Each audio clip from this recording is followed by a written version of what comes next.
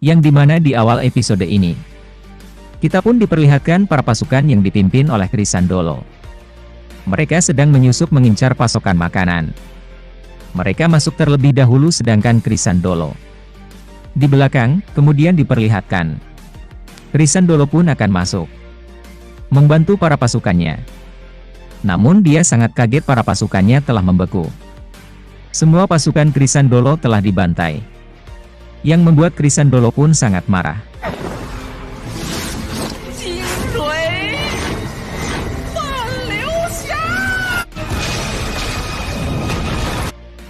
Krisandolo mencoba menyelamatkan pasukannya. Namun tiba-tiba suara bergema, kamu tidak bisa menyelamatkannya. Krisandolo berkata, siapakah dia? Apakah dia master roh terkuat di benua dulu ini? Kemudian Krisandolo pun mencoba untuk kabur, namun sayang dia tidak bisa kabur karena terhalangi oleh kekuatan dari cincin roh 100.000 tahun Tangsan. Kemudian Tangsan pun menggunakan tekanan gravitasi Titan, membuat Krisandolo tertekan. Kemudian Krisandolo yang mengetahui itu adalah Tangsan. Dia pun sangat marah, bagaimanapun dia ingin membalas dendam. Di sini Krisandolo pun mengeluarkan kekuatannya. Dia menggunakan roh pelindung yang membuat tubuhnya pun menggunakan sebuah perisai. Dan pertarungan dahsyat dimulai.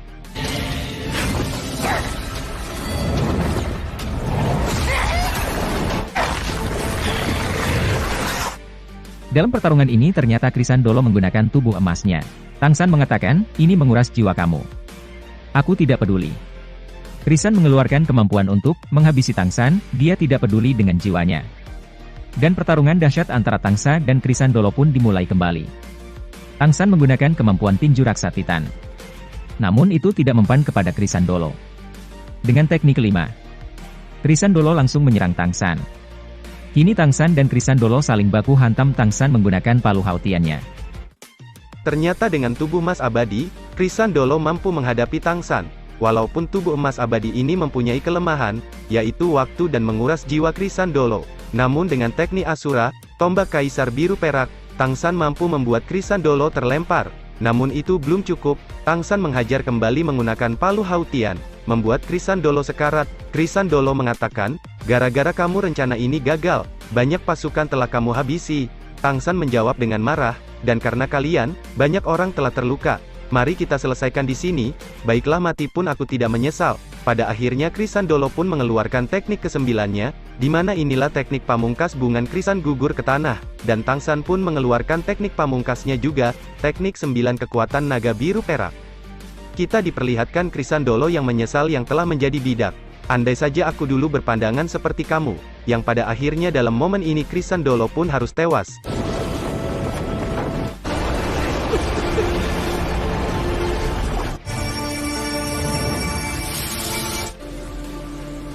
Kemudian setelah itu, ada prajurit Sekte Tang, melaporkan, bahwa penyusup yang lain telah dikalahkan oleh Daimubai. Kita pun diperlihatkan para anggota Shrek yang benar mereka membantai semua para pasukan penyusup.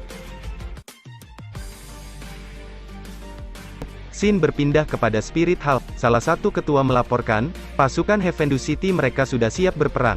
Bagaimana dengan pasukan kita? Namun tidak lama setelah itu muncullah salah satu prajurit, melaporkan semua pasukan penyusup mereka telah dibantai. Hanya 30 orang yang selamat, yang membuat Bibi Dong pun sangat marah, dan Bibi Dong menanyakan secara rinci, bagaimana dengan pasukan yang dipimpin Krisandolo. Prajurit itu berkata, bahwa Krisandolo pun telah dibantai dengan para pasukannya. Bibi Dong dan para ketua yang lain pun dia tidak percaya. Tombak Dolo, berkata mungkinkah itu pedang Dolo? Mereka tidak mengetahui bahwa Tangsan kembali. Kemudian Bibi Dong pun memerintahkan untuk menarik semua pasukan penyusup.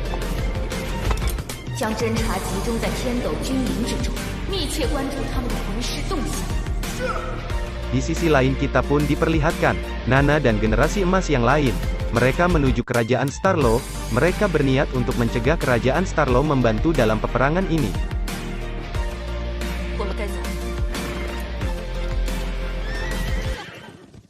Kepada Tangsan dan para anggota Shrek, mereka buat sangat bahagia telah mengalahkan para penyusup ini. Tangsan berkata pasti Bibi Dong tak akan mengirim pasukannya penyusupnya kembali, mungkin dia sekarang akan memilih menyerang secara langsung. Kita harus menyiapkan strategi bagaimana untuk menghadapi para Master Roh Spirit Hall, mungkin dalam perang langsung. Kita akan sangat kesulitan melawan para Master Roh dari Spirit Hall. Kemudian dari Mubai pun bertanya, Tang San, apakah panah crossbow kita akan berfungsi melawan para Master Roh spiritual? Jika itu berfungsi, itu akan sangat mempermudah peperangan ini. Tang San pun menjawab, ya aku yakin pada crossbow kita pasti akan berfungsi melawan Master Roh level 40-50. Baguslah kali begitu, ayo kita menangkan perang besar ini. Kemudian setelah itu Tang San pun bertanya kepada Oscar, Oscar, apakah kamu bisa membuat sosis stamina puluhan ribu dengan waktu singkat? Oscar pun menjawab, mungkin di levelku sekarang aku bisa membuatnya puluhan ribu dengan waktu singkat. Aku yakin aku bisa. Tang San pun bertanya lagi, bagaimana dengan sosis terbang, apakah kamu juga bisa membuatnya puluhan ribu dengan waktu singkat? Oscar pun menjawab, mungkin aku bisa, namun aku memerlukan bantuan Ning Rongrong. Tang San pun dia tersenyum, dia mengatakan, baguslah kalau begitu, pantas saja guru sangat kagum kepadamu, Master Roh makanan memang hebat, mungkin kamu sekarang adalah Master Roh makanan paling kuat yang ada di benua Doulo ini. Kemudian setelah itu Tang San dan para anggota Shrek kembali ke tenda masing-masing untuk beristirahat. Esok hari pun telah tiba. Tang San bangun di pagi hari. Tang San melihat para pasukan Tiando yang sedang berjajar rapi sedang mempersiapkan pertempuran besar melawan kerajaan Spirit Hall. Sebanyak 1 juta pasukan Tiando telah siap untuk melakukan peperangan besar ini, bahkan langkah kaki mereka menggetarkan bumi. Inilah awal peperangan besar melawan kerajaan dari Spirit Hall. Setelah persiapan selesai, para pasukan Tiando pun yang dipimpin oleh Masa Gelong telah bergerak menuju benteng Jialing Pass. Di belakangnya diikuti oleh para prajurit dari sekte Tang, yang dipimpin oleh para ketua sektet.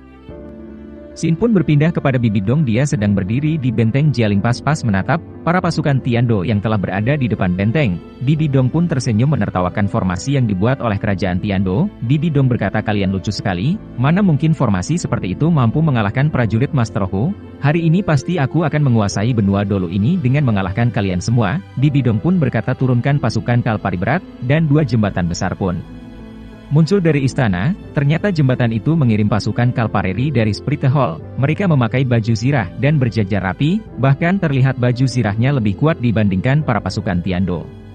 Pada akhirnya 2 pasukan pun berhadap-hadapan, mereka telah siap berperang satu sama lain. Sin pun berpindah kepada Guru Tang San. Guru Tang San memerintahkan Kalpareri ringan untuk terbang ke atas langit, sedangkan Kalpari berat membuat sebuah perisai. Setelah mendengar perintah dari Grand Master, semua para pasukan pun bersiaga di formasi masing-masing. Pada akhirnya semua para pasukan dari kerajaan Tiando pun mereka telah siap untuk menghajar pasukan dari Spirit Hall. Cerita berpindah kepada Tang San. Tang San memimpin para pasukan Master Roh. Para pasukan Master Roh masih ada di belakang. Tang San memerintahkan para pasukan sekte Tang untuk memeriksa panah crossbow mereka. Di saat bersamaan para pasukan sekte Tang pun memeriksa panah crossbow mereka. Setelah dirasa tidak ada masalah, para pasukan sekte Tang bersiap di formasi yang sesuai diperintahkan Tang San. Cerita pun berpindah kepada para pasukan Tiando yang telah bersiap menyerang pasukan dari Balai Roh seperti Hall. Sin pun berpindah kepada Raja Xiubeng. Raja Xiubeng pun memerintahkan pasukan Tiando untuk menyerang. Pendengar perkataan Raja Xiubeng, para pasukan Tiando Kalpareri ringan dia langsung menghujamkan tombaknya dari atas langit. Ribuan tombak pun langsung menghujam para pasukan Spirit Hall, yang membuat banyak para pasukan Spirit Hall pun terbantai akibat serangan pasukan Tiando. Cerita berpindah kepada Bibi Dong yang melihat para pasukannya telah dibantai. Bibi Dong tidak menyangka strategi yang dibuat kerajaan Tiando sangat bagus. Atas kejadian ini pasukannya telah dibantai oleh para pasukan Tiando. Bibi Dong pun marah kepada para ketua, apakah pasukan kita tidak bisa seperti mereka? Lihatlah pasukan kita seperti sampah, dengan mudah pasukan kita dikalahkan oleh para pasukan Tiando. Jadi selama ini apa yang kalian lakukan? Apakah kalian tidak melatih para pasukan kalian? Kalian selama ini hanya memakan gaji buta. Para ketua dari Spirit Hall mereka hanya menundukkan kepala mereka. Mereka tidak mampu menatap Bibi Dong yang sangat marah. Sambil marah Bibi Dong berkata, sekarang siapkanlah para pasukan Master Roh, dan sekarang serang mereka dengan serentak. Pada akhirnya Bibi Dong pun mengeluarkan para guru Master Roh-nya. Yang sudah kita ketahui, para guru Master Roh dari Spirit Hall memang lebih banyak dari pasukan Tiando. Tidak lama setelah itu 60.000 Master Roh dari Spirit Hall pun turun tangan. Master Roh, yang dipimpin oleh Huyang Zhen, dia adalah ketua sekte Gajah Mamut. Dengan kemunculan Huyang Zhen, para pasukan Tiando diporak-porandakan, tak ada satu orang pun yang mampu menghadapi kekuatan Huyang Zhen dan para murid ketua sekte Gajah Mamut, yang memiliki pertahanan terkuat yang ada di benua Doulo ini, ditambah lagi bantuan dari Legiun Naga Suci. Sin pun berpindah kepada Tang San. Tang San yang melihat para Master Roh dari Spirit Hall telah turun tangan. Tang San pun memerintahkan para Master Roh dari Havendu City untuk maju ke garis depan, karena pada dasarnya Master Roh hanya bisa dilawan oleh Master Roh. Setelah mendengar perintah dari Tang San, Para Master Roh itu pun langsung menuju garis depan, dan pertarungan sengit antara Master Roh tidak terhindarkan. Inilah puncak peperangan pertama antara Havendou City melawan kerajaan dari Spirit Hall.